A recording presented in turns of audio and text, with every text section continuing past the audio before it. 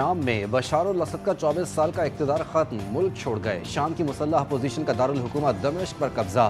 تحریر الشام کے سربراہ ابو محمد الجولانی کا کہنا ہے کہ دمشق میں تمام اپوزیشن فورسز کو سرکاری اداروں پر قبضہ کرنے سے منع کر دیا گیا۔ وزیر اعظم محمد غازی الجلالی بدستور سرکاری اداروں کی نگرانی کریں گے۔ شامی وزیر اعظم محمد غازی الجلالی کا اپوزیشن سے تعاون کا اعلان، کہا وہ اپنے گھر پر ہیں اور ان کی کوشش ہے کہ سرکاری ادارے اپنا کام کرتے رہیں۔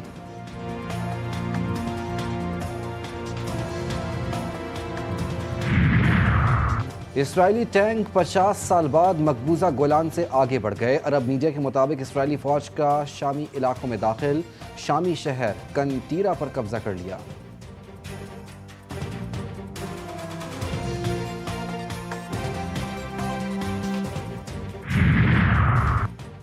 59 سالہ بشار الاسد نے 2000 میں اپنے والد کی موت کے بعد اقتدار سنبھالا تھا۔ دارالحکومت کے میڈیکل اسکول سے گریجویشن کیا، لندن میں ماہر امراض چشم کی تعلیم کے لیے لیکن مکمل نہ کر سکے۔ بھائی کی موت کے باعث بشار الاسد کو تعلیم ادھوری چھوڑ کر واپس آنا پڑی۔ 2011 میں شروع ہونے والی جنگ میں انہوں نے مسلح بغاوت کو بزور طاقت کنٹرول کیا۔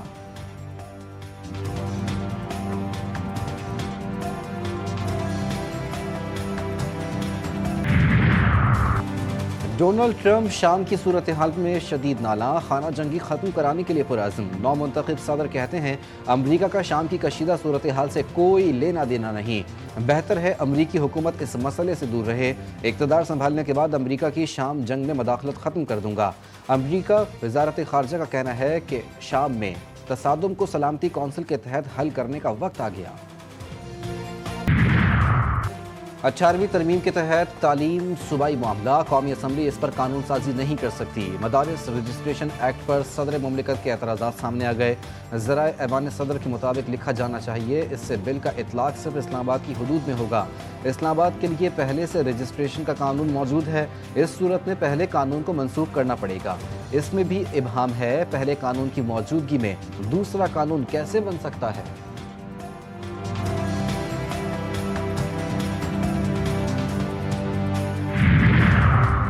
پی ٹی آئی دور کا اتحاد، تنظیمات مدارس اور حکومت کا معاہدہ منظر عام پر آ گیا، جس میں تمام دینی مدارس کو وزارت تعلیم کے ساتھ رجسٹریشن کرانے کا پابند کیا گیا۔ معاہدے کے مطابق مدارس کو بینکوں میں اکاؤنٹ کھولنے کی ہدایت کی گئی، غیر ملکی طلباء کو تعلیم حاصل کرنے کی اجازت دی گئی۔ حکومت نے مالی امداد اور وسائل کی فراہمی کی یقین دہانی کرائی۔ سوشل میڈیا پر پروپیگنڈے میں ملوث افراد قانونی گرفت میں آنا شروع، حکومت کی شرنگیزی پھیلانے والوں کے خلاف کارروائیاں تیز، مزید 7 ملزمان کے خلاف مقدمات درج۔ ملزمان کا تعلق ضلع مظفر گڑھ سے ہے، سخت قانونی کارروائی عمل میں لائی جا رہی ہے۔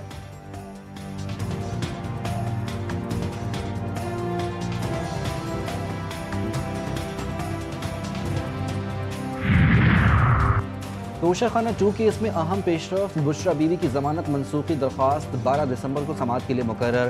اسلام آباد ہائی کورٹ میں جسٹس میاں گل حسن اورنگزیب کیس سنیں گے۔ بانی پی ٹی آئی کی اہلیہ ضمانت کی رعایت کا غلط استعمال کر رہی ہیں، عدالت درخواست ضمانت منسوخ کرے، ایف آئی اے کی درخواست میں استدعا۔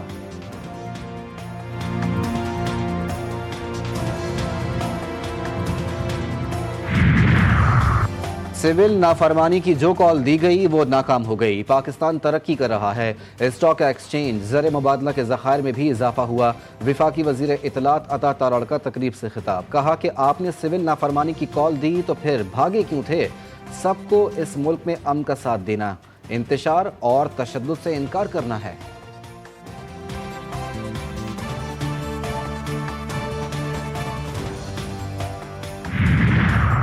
سینیٹر فیصل وافجہ کا سیاسی مشن، ملاقات جاری، ایم کیو ایم پاکستان کے مرکز بہادر آباد آمد، متحدہ کی اعلیٰ قیادت سے ملاقات، میڈیا سے گفتگو بھی کریں گے، موجودہ سیاسی صورتحال کے حوالے سے اہم انکشافات متوقع۔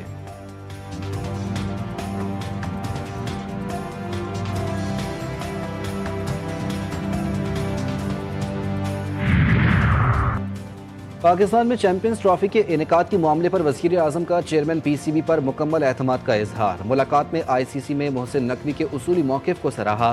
شہباز شریف کا کہنا تھا کہ پاکستان کی عزت سب سے پہلے ہے، آپ کا موقف ہر پاکستان کے دل کی آواز ہے۔ چیئرمین پی سی بی نے کہا کہ ملک اور کرکٹ کی جیت چاہتے ہیں، جلد اچھی خبر سامنے آئے گی۔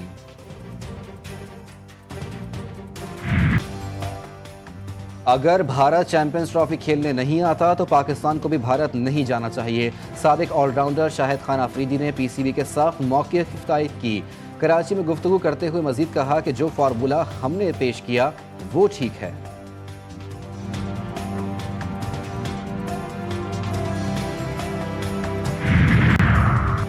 آزاد کشمیر میں مظاہرین کا احتجاج رنگ لے آیا۔ عوامی ایکشن کمیٹی کے حکومتی ٹیم سے مذاکرات کامیاب، صدارتی آرڈیننس منسوخ، نوٹیفیکیشن جاری، اسیران کی رہائی کا عمل بھی جلد شروع ہونے کا امکان۔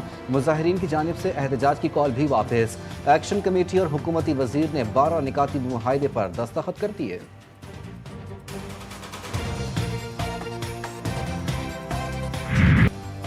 سندھ بھر میں میڈیکل اور ڈینٹل کالجز اور جامعات میں داخلہ ٹیسٹ کا دوبارہ انعقاد، 38,609 امیدواروں کی شرکت۔ پرچہ تاخیر سے شروع ہونے پر والدین کا پارہ ہائی، یونیورسٹی گیٹ کا گھیراؤ کر لیا۔ سیکرٹری صحت کا امتحانی مرکز میں انتظامات پر اطمینان کا اظہار۔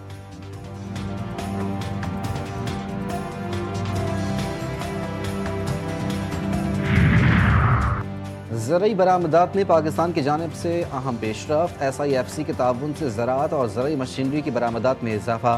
پاکستان اور مشرقی افریقہ کے درمیان زرعی تجارت میں نئی بلندیوں تک پہنچنے کی حکومتی کوشش کامیاب۔ پاکستانی ٹریکٹرز کی ابتدائی کھیپ افریقی ملک تنزانیہ پہنچ گئی۔ ضلع کرم میں حالات معمول پر لانے کی کوششیں تیز، وزیر اعلیٰ خیبر پختونخوا علی امین گنڈاپور کی خصوصی ہدایات پر سرکاری ہیلی کاپٹر کے ذریعے دواؤں اور دیگر ضروری اشیاء کی کھیپ پارا چنا روانہ کر دی گئی۔ واپسی پر ہیلی کاپٹر کے ہی ذریعے مریضوں کو پشاور شفٹ کیا جائے گا۔ کرم کا زمینی راستہ کھلنے تک ہیلی کاپٹر پر دوائیں فراہم کی جائیں گی۔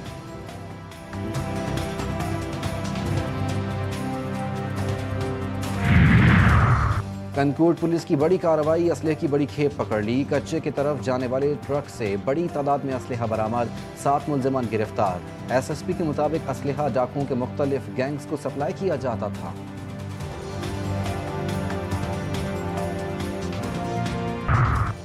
جیکب آباد میں اسلحہ اسمگل کرنے کی کوشش ناکام، پولیس نے بلوچستان سے سندھ آنے والی کار سے بھاری تعداد میں اسلحہ برآمد کر لیا، 15 ریپیٹر اور 15 میگزین شامل۔ کارروائی میں بین الاقصوبائی اسلحہ اسمگلر گرفتار، کار بھی قبضے میں لے لی گئی۔ اسلحہ بلوچستان سے کشمور لے جایا جا رہا تھا۔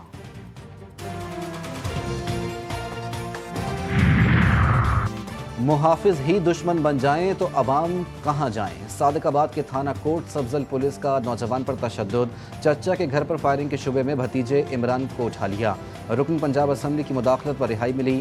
عارف والا میں پولیس چوکی انچارج نے غریب محنت کش پر ظلم کی انتہا کر دی، شک کی بنا پر گرفتار کر کے الٹا لٹکا کر بدترین تشدد، بے گناہ ثابت ہونے پر چھوڑ دیا۔ ورثہ کا احتجاج، حکام سے انصاف کا مطالبہ۔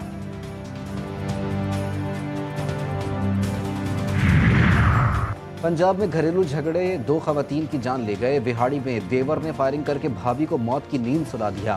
واردات میں ملزم کا باپ اور بھائی بھی شامل۔ مقتولہ ثنا ایک بچے کی ماں، 1 سال قبل ہی شادی ہوئی تھی۔ بھاولپور میں شوہر نے دوسری اہلیہ کے ساتھ مل کر پہلی بیوی کا گلا کاٹ دیا، ملزم فرار۔